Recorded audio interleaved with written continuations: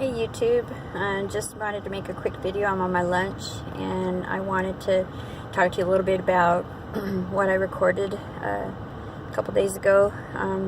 Getting used to, the channel and how it works and how the recordings work, and still want to share my story. And I was a bit emotional when I made that video, and I hope I didn't turn anybody off. It was heartfelt.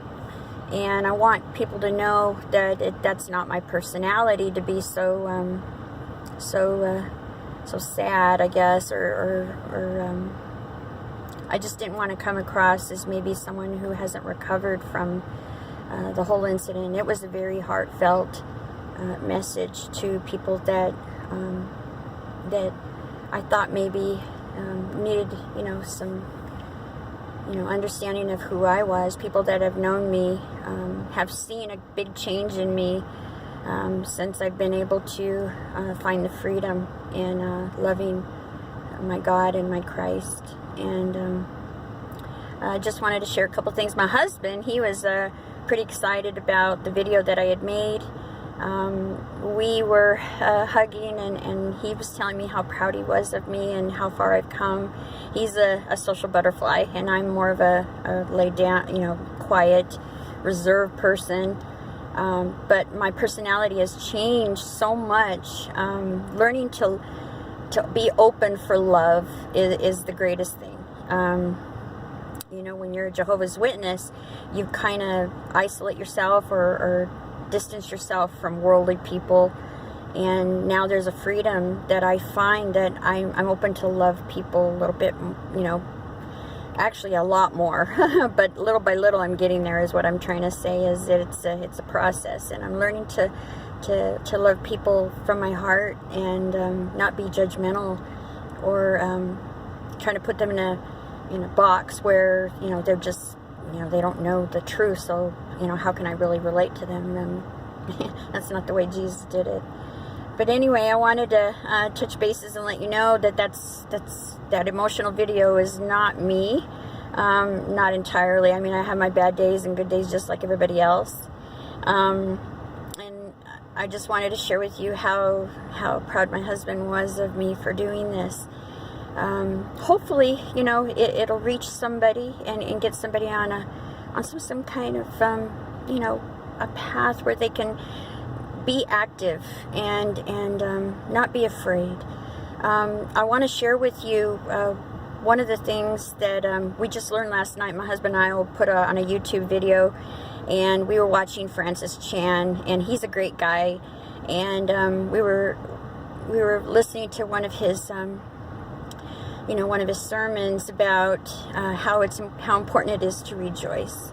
And it was Philippians 4:4 that he brought out, that it's a commandment to be a happy Christian and not let things get you down, not to look at the big picture, basically, and remember that Jesus is going to come, and he's going to come on a throne, and all his angels and myriads of angels. I think he mentioned like 100 million angels, and for us not to be stressed over what's going on in the world, that there's hope, and there's a beautiful hope for all of us. And so we watched that, and it's so crazy because he just turned 55, I turned 54, and when you're young and you see people so in love with Christ and want to talk about Christ, that you think they're kind of crazy or they're just out of touch, and now we've become those people. It's amazing that you see this side of it, and your love shines, and the song that you hear little kids sing, this little light of mine, I'm gonna let it shine.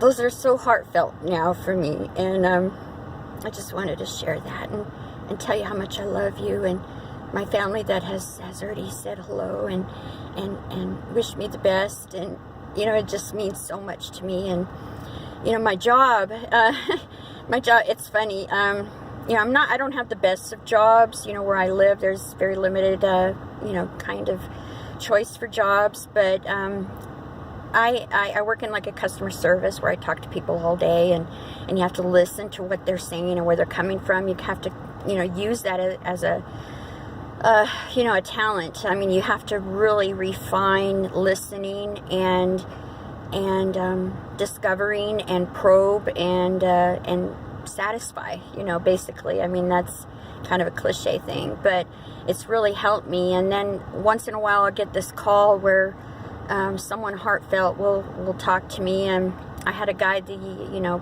maybe about a month ago, he was a missionary in another country, and he wanted to talk to me about some options that he had for when he went down there. And our conversation led to something where I was able to share just very briefly and of course very discreetly my where I'm at spiritually, and he said that he would pray for me. And as a Jehovah's Witness before, I mean, if someone said that they would pray for me, I would think, oh yeah, okay, whatever makes you feel better. But this time around, it was like, wow, please pray for me. I need it.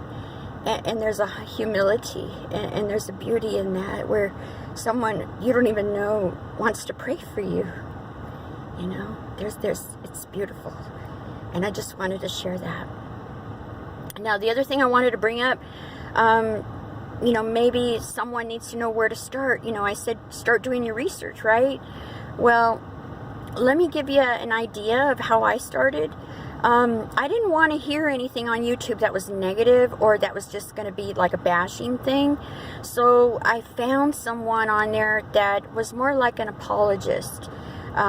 He was able to actually, he was utilizing the jw.org website, and as an apologist was able to really strip down some of the teachings and some of the the beliefs in a very respectful way.